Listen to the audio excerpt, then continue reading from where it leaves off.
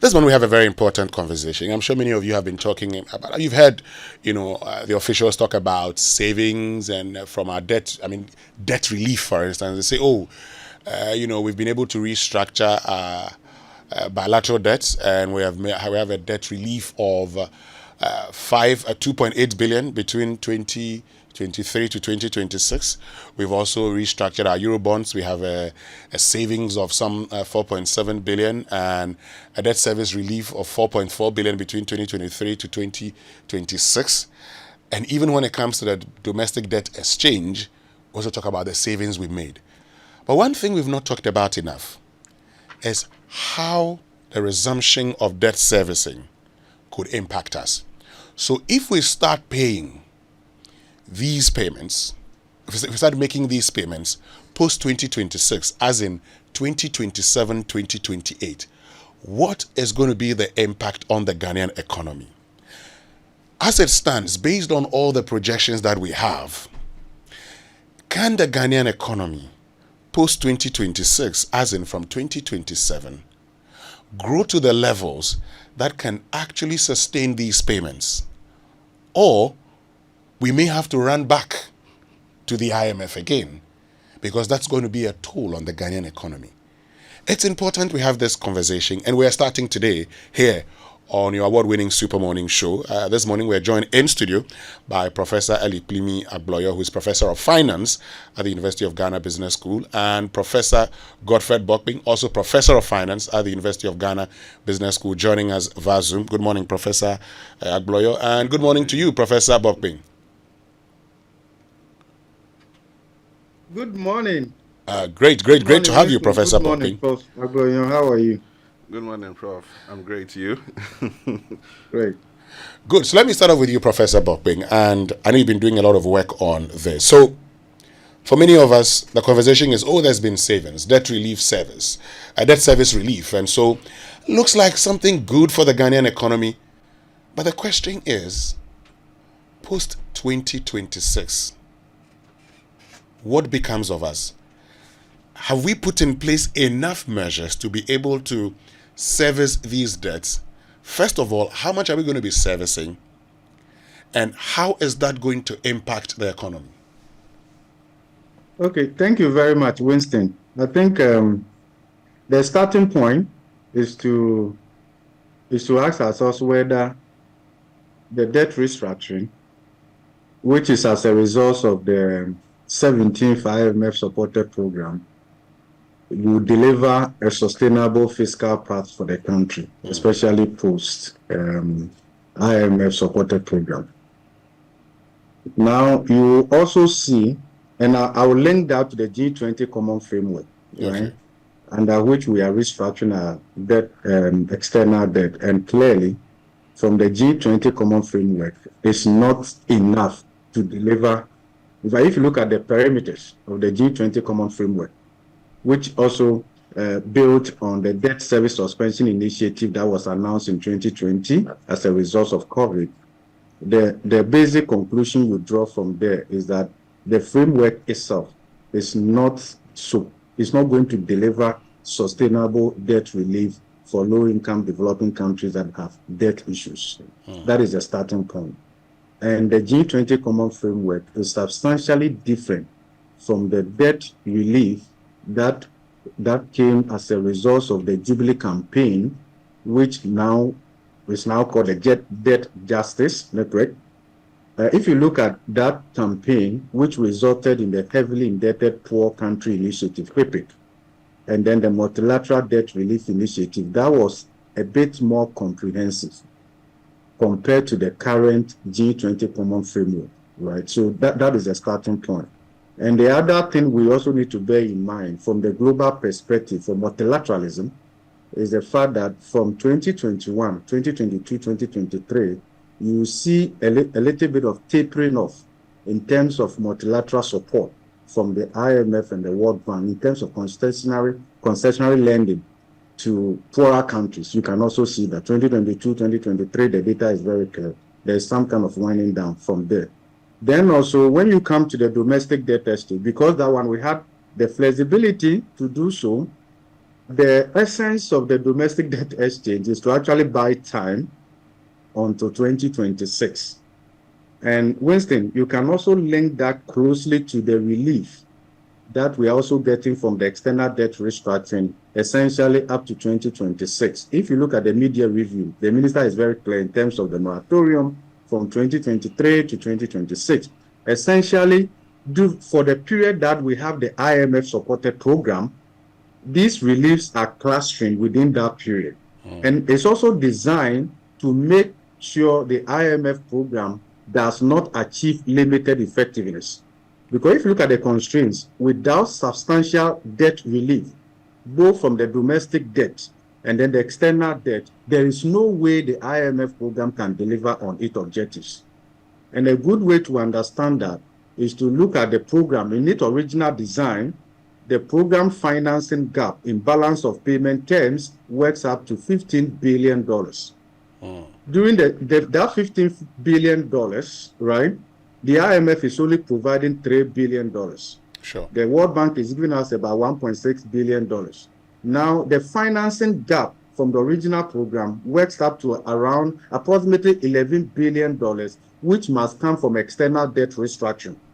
So that tells you that even in financing the program, for it to deliver on its objectives, without the contribution from the external debt restructuring, there is no way the IMF program will work. Now, Winston, that should help us to understand why, for the first time in our history, a staff level agreement could not go to the IMF Executive Board for approval without we meeting certain preconditions with our external debt restructuring. I'll give you an example. Sure. We reached staff level agreement for this 17th IMF supported program on December 12, 2022. It took us 5 months before the program was approved by the IMF Executive Board on May 17. The reason is simple. The IMF was insisting that we needed to obtain financing assurance from our external bilateral creditors through the official creditor committee co-chaired by China and France. The reason is simple. Without that, if the IMF had gone ahead to approve the program, the $600 million they were going to give out in front-loaded would not be enough. And the IMF knows that without significant debt relief from external debt restructuring and the domestic debt restructuring, there is no way the program can work. That's what happened. Now, so for the period that this program is in force, there's sufficient debt relief to make sure that the program has space and flexibility to be able to deliver on its objectives. Now, post 2026. So, for instance, if you look at the domestic debt exchange, right, the reliefs, they are all front-loaded. 2023, 2024, 2025. Then, to some extent, 2026. If you look at the recalibrated debt repayment, you could see that they escalate post 2026. I'll give you an example. Please do. If you look at the domestic debt exchange, the maturity clustering is actually happening in 2027 and 2028. So the total obligation for the Ghana government in principal terms is working up to approximately 33 billion cedis in 2027. And then in 2028, we have close to $34 billion cedis with respect to the domestic debt exchange alone. That is 2027, 2028. That's the bullet payments iron out in there. Then again, when you also look at the external debt restructuring, you see that repayment escalates post 2026. In fact, when it comes to the external bilateral, you can see that we've only gotten what we call effective moratorium within these 3 years while the IMF program is in force. Okay, and that is why the conversation we're having this morning is very important. Then what happens after 2026? There will be a major review, end of program review, in 2026 or probably early part of 2027. That is when many of these things will now come to the table for discussion. One possibility, if by then Ghana had not gained market access, then one sure way out is to extend the program or go for another program from the fund. That would be one pathway. But if we're able to gain market access, both from the domestic end, right, the medium to the short term, the medium to the long term end of the market, and then also we also get international capital market access, that could ease the constraint on us, right? Because once we're able to borrow, then we go back to what we've been doing under our effective debt management strategy, effectively from 2015, which essentially is predicated on rollover. So to the extent that we had market access and we could roll over maturing debt, even though at some point in time we had rollover risk, we were comfortable. Our problem became worse simply because also we lost market access. And once you lost market access, you could not roll over your debts, right, like you were doing before. Then the problems came, or probably the roof came crash. And that is why Honorable Kweku Kwarteng was saying that we have been running the economy like a Ponzi scheme. A Ponzi scheme because we were sustaining our debt management essentially by rolling over, by taking fresh debt to retire maturing debt. It's not peculiar to only Ghana. Government typically all over the world actually don't pay down their debt. But Prof, I mean, you've talked about bullet payments, say principal payments, for instance, in 2027 of 33 billion, and principal payments of almost 34 billion in 2028. Now, interest payments, for instance, in 2027, the government's own indicative figures, when you look at the budget, is about 41 billion domestically. 41 billion. If you were to add that, you're looking at some 73 billion. Now, government again indicates that by 2027, its external interest payments about some 18 billion. If you were to add that, you're looking at some 93 billion. But this is something that government prepared in last year, in the 2024 budget. I'm sure if they were to come back again, these figures might change because now we've actually been able to restructure them, and a lot of the payment may go into 2027. There's actually a recalibration in the media review. Exactly. Now, and that is why the appropriation bill has gone down by more than 22 billion cedis to accommodate the external debt interest relief. Great. Now, this is the issue. Post 2026 by 2027, can we, as a country, how is this going to impact the over 90 billion that we must pay in debt servicing? How will that impact the economy? Okay, so post 2026, the benchmark, the way we judge it is that would Ghana be able to meet its financial obligations? Yes. As and when they fall due, without significant adjustment to fiscal policy and financing decision? The answer is no. The answer is no. Why? One possibility, no, because if you put all these things together, of course, the interest component is accommodated through the budget as an expense. The principal will roll it over through amortization once we gain market access. But Winston, that's not the only thing. That's not the only obligations on Ghana government. Go to the energy sector. Is that okay? The energy sector shortfall on projected basis between 2023 and 2026 is working up to around 98 billion cedis. Currently, so that has not been factored. In our history, for the first time, under the 17th IMF supported program, we decided now to create a budget line to accommodate the energy sector shortfall because we're treating it as off balance sheet. Okay, so now we've costed that. We know the total obligation. We know the shortfall. And this is, so on annual basis, we are looking at more than 23 billion cedis that Ghana government must make up in order to keep the lights on. Currently, Winston, we don't have that fiscal space. You understand why yesterday in Parliament, there was a loan discussion, right? Yes. So, as part of the IMF supported program, we have developed a comprehensive strategy to deal with the energy sector. Your ability to translate the strategy into actual depends on resource reconfiguration. We don't have the money. We are talking about a loan and the rest of them, okay? So, substantially, the conclusion is that there is no way we'll be able to meet these financial obligations without altering our fiscal policy and financing decision. We will only do so at great cost by crowding out priority spending in the area of budgetary allocation to agriculture, health, education, social protection. Winston, it's already happening. If you look at ACEP, African Center for Energy Policy, has actually done this work to help us a lot. If you look at the energy shortfall in 2023 alone, is far more than the budgetary allocation to Ministry of Food, Agriculture and Food and Agriculture, Health, Education. I mean, many of them. It's far more than that. So what we have been doing in the last couple of years or decades, actually, is that because debt servicing, governance costs have been posing greater fiscal constraint on our budget, we are not allocating sufficiently to other priority areas that can actually ease the burden or the suffering of Ghanaians. That is what is happening.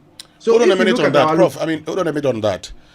So you're suggesting that I'm not suggesting. That is the data. You hold on. So per the data, post 2026, we may not be able to spend in areas that would bring relief to Ghanaians, because a lot of our expenditure would go into debt servicing. Yeah, that's what we call crowding out of priority spending. That's what will happen. It means currently, Winston, Ghana is allocating far less in the area of agriculture compared to the benchmark that ECOWAS and AU has set. We are doing far less. We are doing far less also in certain areas with respect to the achievement of the Sustainable Development Goals, because we don't have the fiscal space.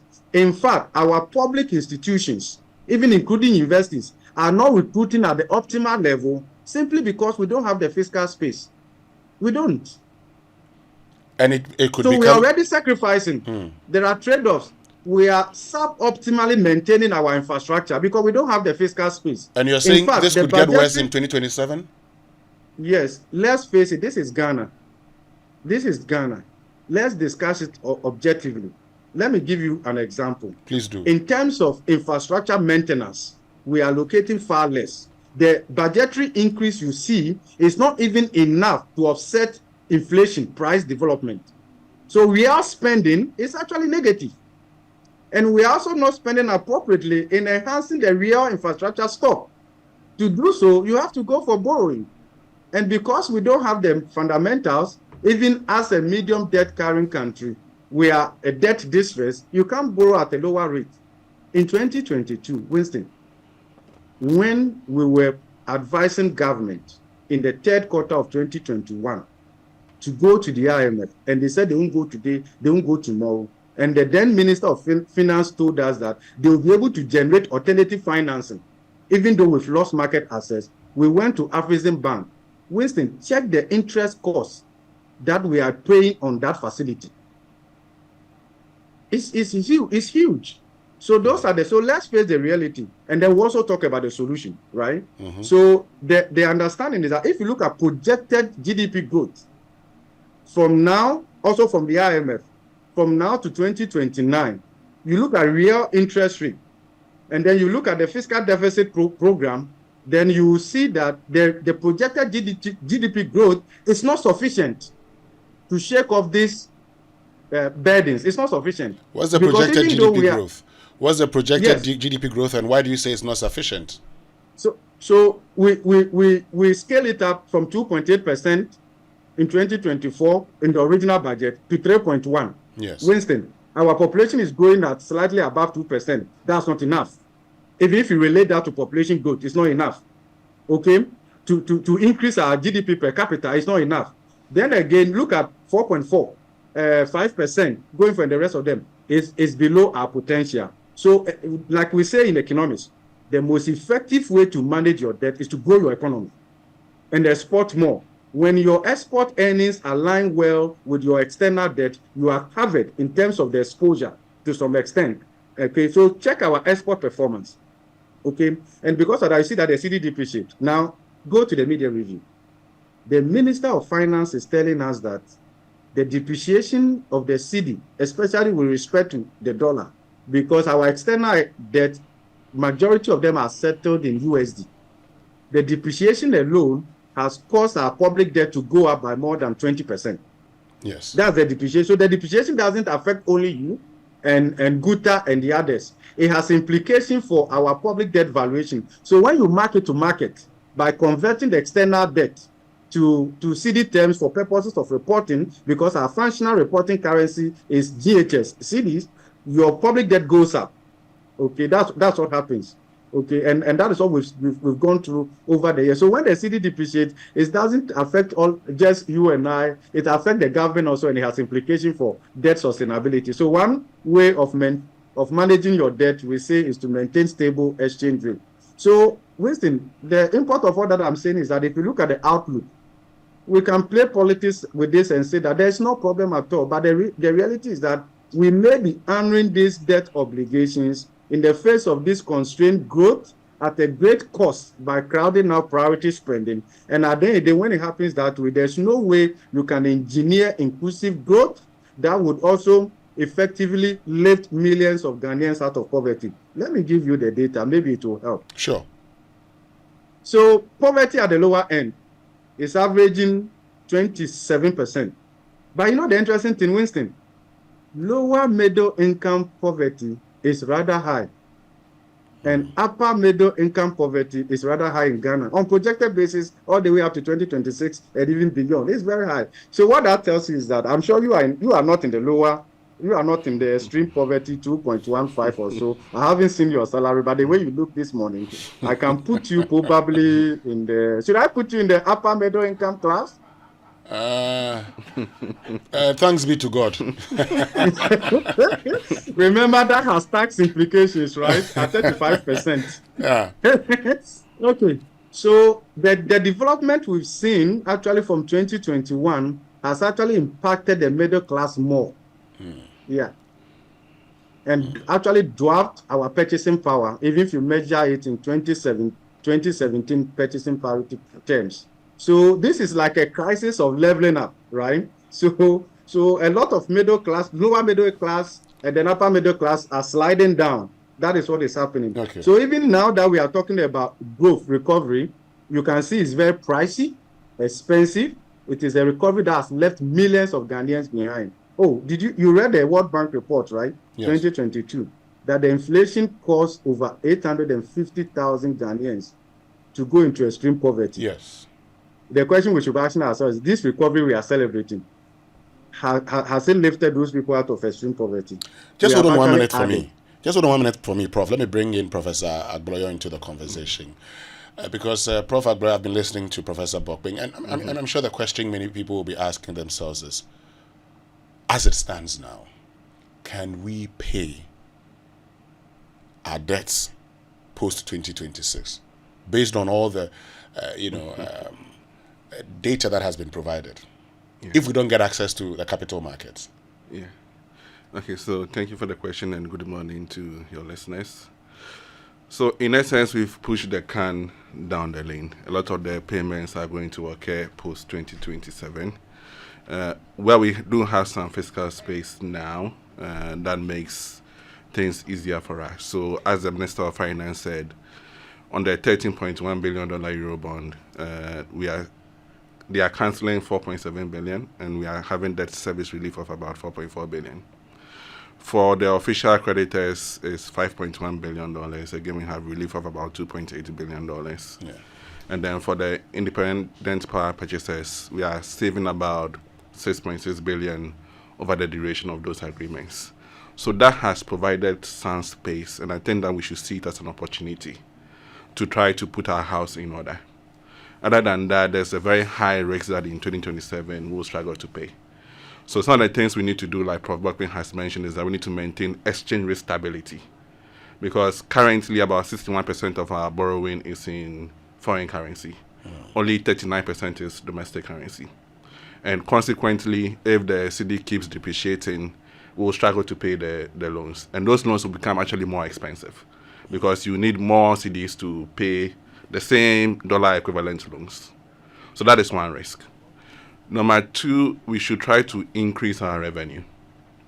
And from the calculations we did, in 2027, the interest payments to our total revenue is about 21%. Again, that is still too high. The international benchmark is 10%. So your interest payments compared to your revenue from taxes and grants is 10%.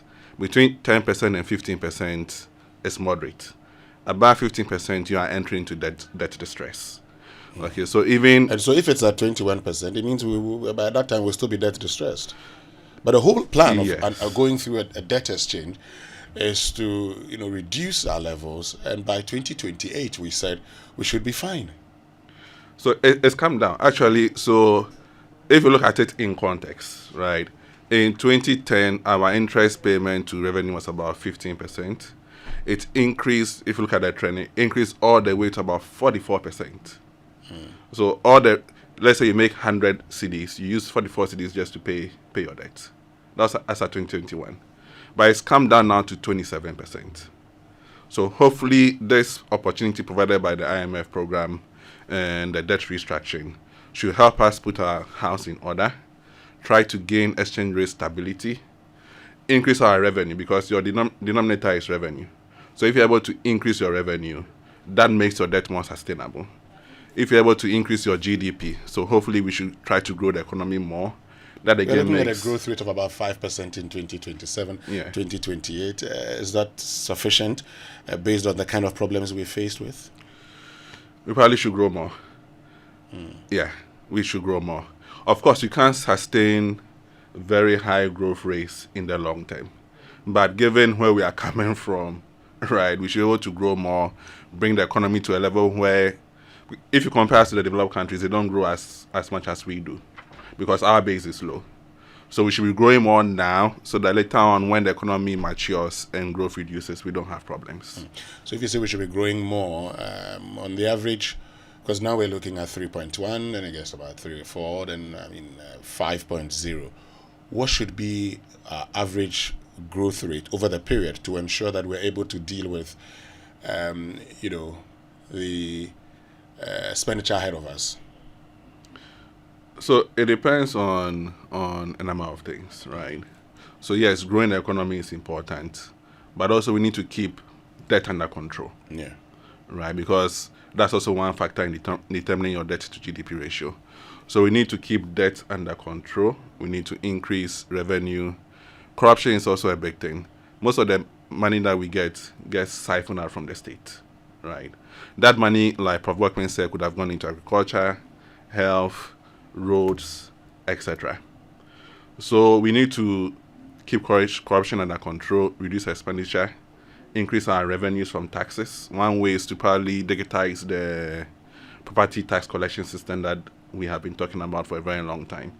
We do collect property taxes, but it's not sufficient compared to other countries. There are many homeowners who don't pay any taxes.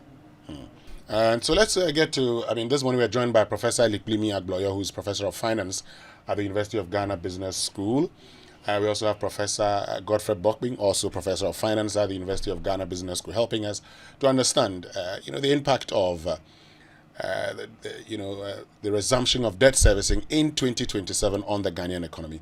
Professor Bokbing, before we get into how much we must raise annually by 2027 so we'll be able to settle all of these, it's also important to understand how wastage has played a role in where we are, and how curbing wastage could also be a solution. Tell us about that. Okay, thank you. And I think that is that's the heart of the whole issue, right? So I want to approach it this way. Since 1993, under the Fourth Republic, if you look at the data, you will see astronomical increase in governance costs. The cost of operationalizing our democracy has been rising, manifesting in central government budget allocation and then also general government. Those costs are not productivity enhancing. So since 1993, that is the part that has been increasing. So you see government size increasing, ministries, departments, agencies. Then you also see quasi-government institutions, the size increasing, all of that imposing fiscal costs on the taxpayer. When we are done accounting for our governance cost, then it leaves very little for growth enhancing spending, especially in the areas of capex. So if there's any future Ghana wants to discuss, then we should be looking at how do we cut down on wasteful spending, restrict the rise in governance costs, so that you're able to free up space for growth enhancing spending.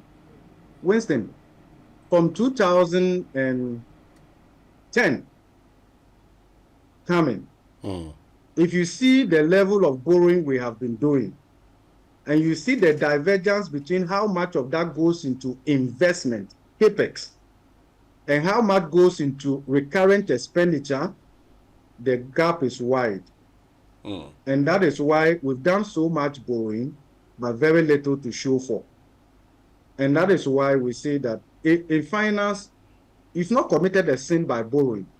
If you borrow and invest it prudently in enhancing the cash flow generation capacity of the economy, the economy will be able to absorb the debt. Yes, but Prof, But we haven't done that. Yes, Prof, let's look at, for instance, around 2018, we kept going to the Eurobond market. 3 billion, 2 billion. What did we use those funds for? Yeah, those are the issues. I think you should ask the government, but I can give you a little bit of insight. If you pick the total external debt, December 2022, $5.4 billion. In fact, the total external debt was $30.5 billion. The external bilateral was $5.4 billion. In settlement terms, the universe of the external bilateral debt came to $5.1 billion. The Chinese component of that works up to around $1.9 billion. But you see why the Chinese initially were not okay with restructuring their debt? Because it has underlying assets. So the bilateral and then the multilateral, sometimes the transparency and all of that, but the Euro bonds that we have taken, as at December 2022, we were talking about around $14.6 billion. In settlement terms, the universe of the eligible bonds came up to $13.1 billion. Let's ask the ministry, what have they used it for? What are the underlying assets? Of course, a portion of that went to liability management and all of it. So that is where the issue is. Okay, I will talk about solution now. Winston. Yes. The next administration, there's only one way out. A credible leadership on the table. Lean government, right? Least cost approach to governance. I would propose no government formed from 2025 should have more than 40 ministers. If they cannot govern with that number, they should resign. Okay. We have to progressively shrink governance costs and cut wastefulness in order to create space. The space we need to create it. It will not be stored on us from external parties. It is not coming from the IMF. If you look, it won't come from the World Bank. It will come from our donor partners, even though Ghana is a donor darling country. Forget about that, because donor inflows has been coming down, quite volatile, not reliable. Check the 2024 budget. Out of the total grant promised us, how much has come? So you can't really develop a strategy based on that. So, and we have to do so progressively. Then we have to create a fiscal space. Then also, whilst we are talking about generating more revenue, Winston, this is my position. Quite a sizable portion of our economy is not taxable. It's not taxable. We have not grown a taxable economy, right? In the first place, to talk about tax to GDP ratio being this, do you know what the current data tells us? Approximately 42% of this economy is contributing approximately 86% of the tax revenue. That's what we are doing. In fact, almost 58% or so, a bigger portion of the economy is contributing just around 14%. You see, pure agriculture, its contribution to GDP is around 26% or so. The tax contribution is less than 1%. Agriculture.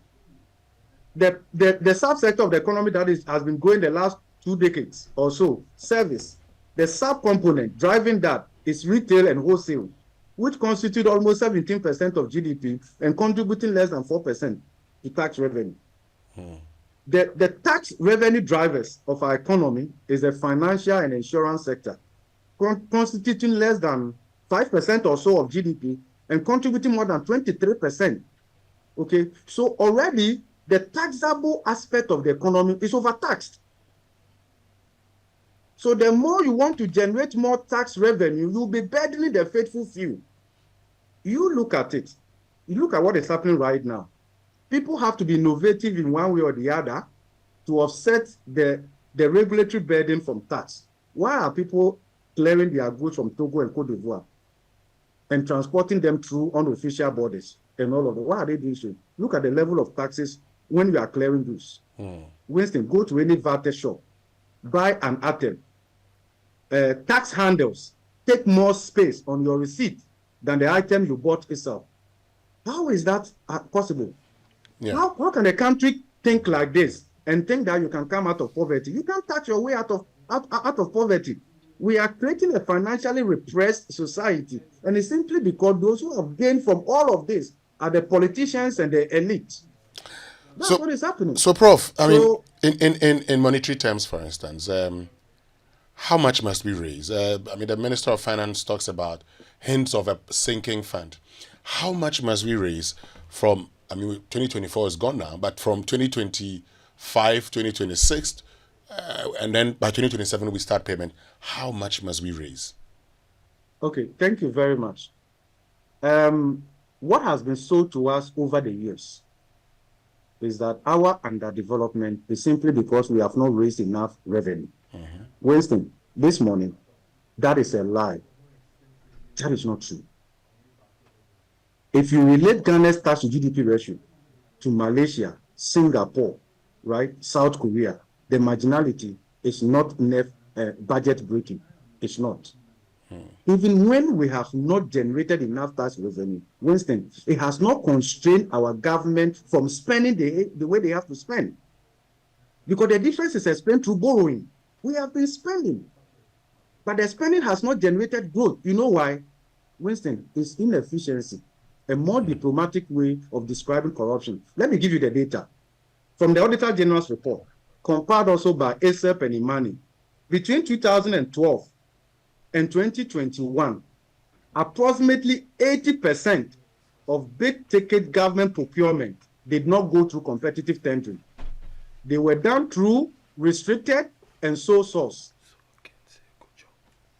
So the point that I'm making is that expenditure efficiency, Winston, is where we need to focus more of our attention.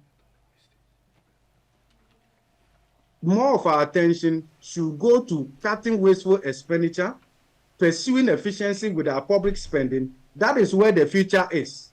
Otherwise, at this level of corruption, and look, we've turned this whole economy into a procurement economy, and the politicians are the real winners. So if you have a procurement system well designed, with one exception that says that in exceptional cases, adopt restricted and sole sourcing, a single source, and that has become the rule, you should be concerned. You should be concerned. You won't get efficiency, you won't get competitiveness from that side. So it's a combination. I think that our discussion should focus more on cutting wasteful expenditure and then also pursuing expenditure efficiency. I can tell you, even if you compare Ghana's expenditure to GDP ratio to the Sub-Saharan African average, we are not doing badly at all. We are not.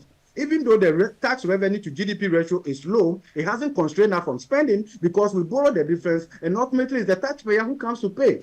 At the end of the day, either through higher inflation, right, which drives the value of your lending to the government, like we saw in 2022 and the rest of them. The higher inflation essentially drives the value of your indebtedness to the government. It's just one way, right? And then also through debt exchange, right? Okay, so you see, that's why we are saying that in our history, this recovery is the most pricey and expensive economic recoveries in our entire history. The hefty price, Ghanaians through taxes, and then lenders to government, both domestic and external, have to make in order for Ghana to have a fresh start is enormous. And therefore we should not abuse it. So let's have that conversation. Otherwise, look, we can even tax the air we breathe. With this level of corruption, enlarge government size. Oh, Winston, before I continue, something is happening in our neighborhood. You know the total number of ministers Cote d'Ivoire is running right now? Less than 34. Something is happening in Benin. Leadership is on the table. Do you know that when African countries lost market access in the first quarter of this year, you know the countries that are able to go to the international capital market, a tiny country like Benin was one of them. Cote d'Ivoire has also gone. Okay, so leadership matters. Okay. Leadership, look, the way we spoke 4 years ago is different. The way we spoke 5 years ago is different. We are getting to the tipping point. We can't accept any more wastefulness. And the next government must prepare for a lean government, okay, not more than 14, cut wastefulness as a way of restoring confidence in this economy. If you check the Afro Barometer survey, 9 out of every 10 Ghanaians believe that this economy is heading dangerously. With that level of negative sentiment, how do you maintain stability of your currency? Check what the governor of Bank of Ghana said during the MPC press. They've done everything they could do. Negative sentiment is weighing heavily on the currency. That's what is happening right now. If you don't believe in the common direction that the economy is going, it's going to be difficult to maintain stable currency. Because if somebody tells you right now to look up for your safety, you look down. Everybody is thinking to see how they can insulate themselves from the harmful economic effects. Prof, let me bring in Professor Eleklimi Agboyo, who's also a professor of finance at the University of Ghana Business School. But because you've talked about market access also, I'll let him end on, whether it's important to have. He has a paper on, the need for an African rating agency. We'll touch on that as a way of wrapping up. But the wastage problem, how has that contributed to our current problem? And what must we do going forward to ensure that it doesn't hurt us post-2026? Okay, so thank you for the question.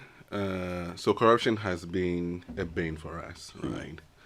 It is difficult to put numbers to corruption, but if you look at a report from Strage, they estimate that about 20% of our annual budget is taken away because of corruption. And we've seen many instances of corruption in the country. So currently our budget is about over 200 billion. You're looking at about 40 billion of it lost to corruption. Lost to corruption. So it's something that I think that we need to tackle seriously, and that is going to limit our potential for growth. We generate a lot of revenue, about 177 billion. By expenditure, currently sits about 220 billion. So if we're able to conserve part of the money that goes into corruption, we can invest in schools, hospitals, roads, and actually infrastructure that positions us for future growth. But how about market access? It's something we've talked about. And, because you have been studying, the rating agencies and also the whole conversation about Africa having its own rating agency. First of all, would you say that the rating agencies, as in the Moody's, the S&Ps, and the Fitch, have been biased towards us? The answer is yes and no. That's a professor's response. Okay, break it down. So we, together with a couple of colleagues, Leah Pan at the University of Curtin, Richard Junfor, also at Curtin University, and then Dennis Safwa, he's at Niagara University in Canada. We looked at the credit rating agencies and their impact on Africa. So basically, when we say credit ratings, we are looking at, it's a letter grade, right? So if you are rated, for example, AAA, that's the best quality. The US used to be AAA rated. It's currently, I think, AA. Now, if you are rated, for example, C, it means that your credit rating is not very good. It's just like the way we write exams. If you get an A, it's excellent. If you get a B, C, D, F is poor, right? So that's how the credit ratings work. And those credit ratings are a judgment on your credit quality. So like I said earlier, if you're rated A, it means you're very good. If you're rated C or D, it means that your credit quality is poor. So basically, we use machine learning to predict credit ratings of countries across the world. We looked at 132 economies globally from 2000 to 2023. And what we sought to do was to find out if there's a bias against African countries. And this call or arguments of a bias against African countries became very pronounced during COVID-19 and the Russia-Ukraine war. And there was a report from UNDP that stated that African countries could save $75 billion annually if they received fair credit ratings. Okay. And that's huge. $75 billion annually is a significant amount. So we thought that was an interesting question to investigate, to actually see if really these credit rating agencies are biased against us. So African governments have been arguing for a long time that our ratings do not reflect our risk, i.e., we are paying more in terms of interest costs than we should, because our credit ratings are actually worse than they should be. And then the credit rating agencies also argue that no, your ratings are based on your level of risk, your political economy, your corruption, your infrastructure investments, etc. So they argue that they are not biased against us. So we use machine learning to investigate if there's a bias or not.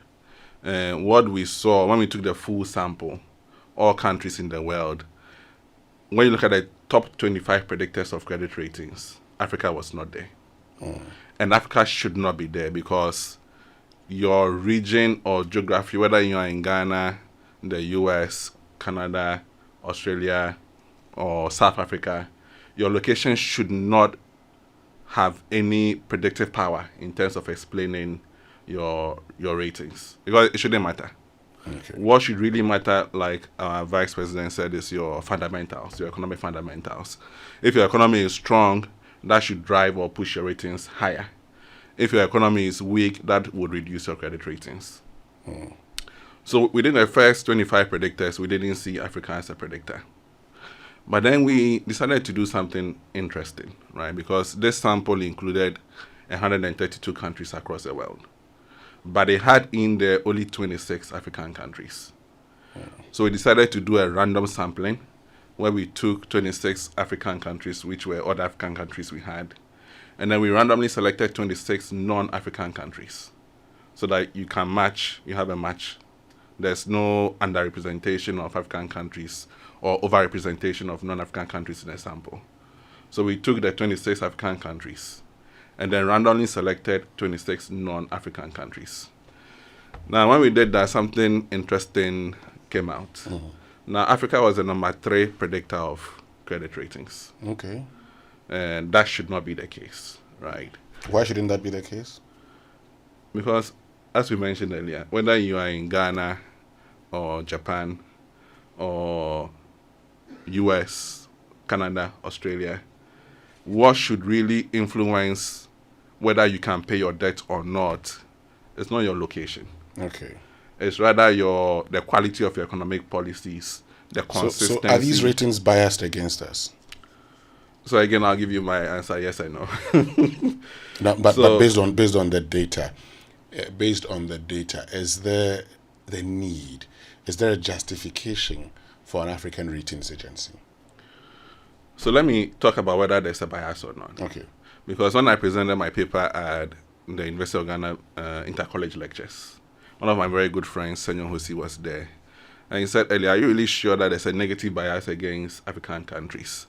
I said, well, that's what the data said. But then I went back and did a finer investigation. So I looked at each credit class to see whether we had a bias or not. Now, what emerges is quite interesting. So when you are in the lower credit quality class, right, they have actually been more good to us than they should be. There's a positive bias. Okay. So if our rating should have been D, they're actually rating us, for example, as C. Okay. Which means they're actually being positive, right? And again, you can see that from the way our credit quality deteriorated very quickly. Within a space of 2 years, we're in selective default. Yeah. Okay, so they have actually been more positive than they should when your credit rating is actually bad or you're in the low credit rating category. On the other hand, when your credit quality is actually very high, they are not giving us the credit we deserve. So countries that should be rated, for example, A, are being rated B. So in the upper credit quality class, there's a negative bias. Okay. But in the lower credit quality class, where Ghana is, they're actually being good to us. There's a positive bias there. Okay. But of course, once you get into the lower class, you want to be careful, because if you get to default status, there's a lot of pressure Exactly. on the economy. Yeah. So but also up there, it should be helping to actually get better. But this is it for me. So, is there a justification for an African credit rating agency? So this is how I see it. Whether there's a bias or not, positive or negative, I think that having an African credit rating agency or a Ghanaian credit rating agency actually helps, right? It helps to develop our local financial sector, because currently very few obligors or borrowers in Ghana are rated, right? And one of the reasons is that the credit ratings are actually very expensive. So a lot of companies in Ghana, most of Africa, are not rated. So if we had an African or a Ghanaian credit rating agency that was quite affordable, that makes it easier for companies to have market access, to be able to issue debt and to borrow and to grow their companies. So I think that it's not about whether there's a bias or not. That is an important conversation. If there's a bias negatively against you, it means that investors will sell your bonds. When they sell your bonds, your bond prices will fall. When your bond prices fall, your yield or interest rate will increase, so borrowing cost becomes more expensive. Investors begin to flee your country. So we call it capital flight. They begin to sell their investments, leave your country. That causes your currency to depreciate. Once your currency is depreciating, it can lead to a banking crisis, like we saw in Ghana, and a full-blown economic crisis. So that conversation is important. Like the UNDP estimated, if there's a negative bias, it can cost us about $75 billion annually. But I think that beyond that, we should look at having more entities rated and giving these companies the ability to actually borrow. And it's not just about companies. The Vice President mentioned credit scoring. It's the same system, right? Using machine learning, we can predict what the credit score of a borrower should be, and that will allow Ghanaians to actually be able to borrow and invest. Great. Thank you very, very much, Professor Ali Plimi Agboya, who is Professor of Finance at the University of Ghana Business School. And a big thank you to you also, Professor Godfrey Bokbing, also Professor of Finance at the University of Ghana Business School. It's been great having you two join us. The conversations would continue. We definitely would have this conversation again.